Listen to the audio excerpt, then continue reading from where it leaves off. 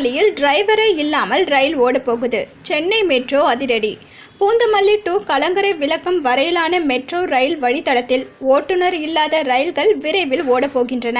சென்னையில் போக்குவரத்து நெரிசல் பெரும் பிரச்சனையாக உருவெடுத்து வருகிறது. இந்த போக்குவரத்து நெரிசலை குறைப்பதற்காகவும் நீண்ட தொலைவை குறைந்த நேரத்தில் கடப்பதற்காகவும் மெட்ரோ ரயில் திட்டம் அறிமுகப்படுத்தப்பட்டது. அதன்படி 2015ஆம் ஆண்டு முதல் சென்னையில் விமான நிலையம் to Wimco Nagar, central to Parangimalai ஆகிய 2 வழித்தடங்களில் சுமார் 55 கிலோமீட்டர் தூரத்திற்கு மெட்ரோ ரயில்கள் இயக்கப்படுகின்றன.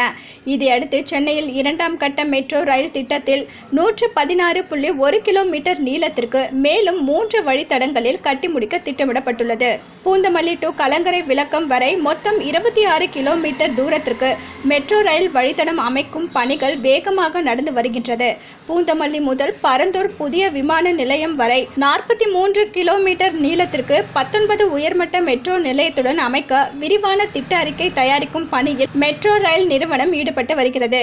இதில் பூந்தமல்லி பைபாஸ் முதல் கோடம்பாக்கம் பவர் ஹவுஸ் வரை மேம்பால பாதையாகவும், கோடம்பாக்கம் மேம்பாலம் முதல் கலங்கரை விளக்கம் வரை சுரங்க பாதையாகவும் வழித்தடம் அமைக்கிறது.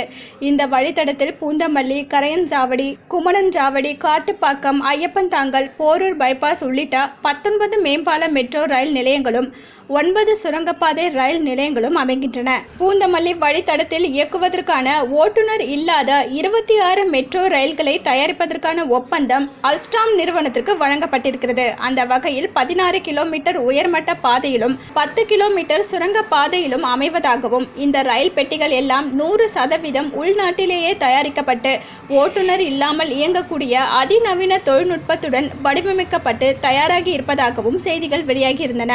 அது மட்டுமல்ல, மெட்ரோ ரயில் பழுது பார்க்கும் இடம், தானியங்கி முறையில் சுத்தப்படுத்தும் மையம், நிர்வாக அலுவலகம் மற்றும் கட்டுப்பாட்டு மையங்களும், சோதனை ஓட்டத்திற்கான ரயில் தண்டவாளமும், பழுது பார்ப்புக்கு தனியாக தண்டவாளங்களும் என ஒவ்வொன்றும் பிரத்யேகமாக அமைக்கப்பட்டிருக்கிறதாம். அதன்படி பூந்தமல்லி பணிமனையில் சோதனை ஓட்டத்திற்கு தேவையான தண்டவாளம் சுமார் 820 கிலோமீட்டர் தூரத்திற்கு அமைக்கப்பட்டு தற்போது தயாராக உள்ளதாம்.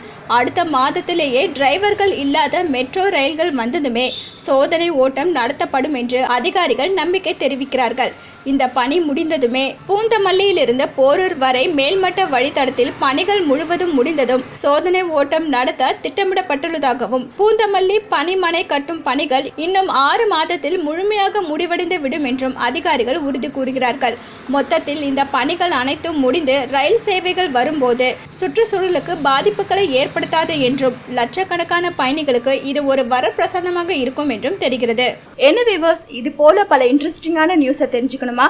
ஹலோ சிட்டி டிவியை லைக் பண்ணுங்க, ஷேர் பண்ணுங்க, மறக்காம சப்ஸ்கிரைப் பண்ணுங்க.